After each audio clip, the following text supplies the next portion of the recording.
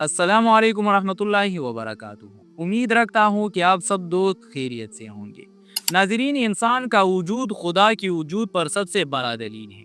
इतनी वसी कायनात में सिर्फ इंसान है जो खुदा की वजूद से इनकार करता है, हालांकि इंसान का खुद अपना वजूद खुदा की वजूद का सबसे बड़ा दलील है। अगर इंसान जिस एक हस्ती इस कायनात में मौजूद है तो खुदा भी यकीनी तौर पर मौजूद है। इंसान के अंदर वो सिफतें जो नाकिस तौर पर मौजूद है, खुदा के अंदर वो कामिल तौर पर मौजूद है।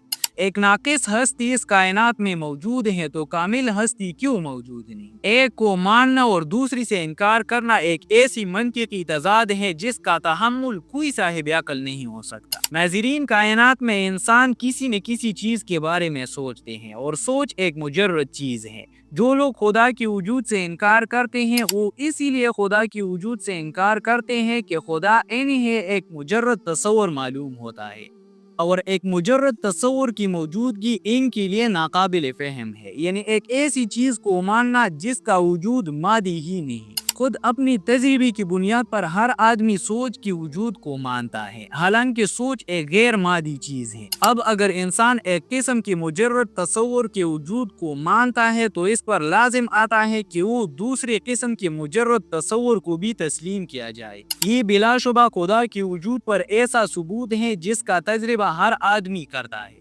अगर सोच की वजूद से इनकार किया जाए तो इसके बाद यकीनी तौर पर इंसान की वजूद और खुद अपनी वजूद से इनकार करना पड़ेगा, और कोई भी शख्स अपनी वजूद से इनकार नहीं कर सकता।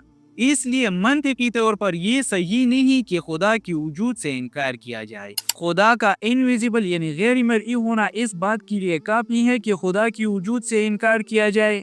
हकीकत ये है कि गैर मर्ई होने के बिना पर खुदा की वजूद से इनकार करना मॉडर्न साइंस के ज़माने में खिलाफ ज़माना इस्तिदलाल है। इसलिए कि आइंस्टाइन के ज़माने में जब एटम टूट गया और इल्म का दरिया आलमी सगीर तक पहुंच गया तो इसके बाद मालूम हुआ कि यहाँ हर चीज़ गैर मर्ई है।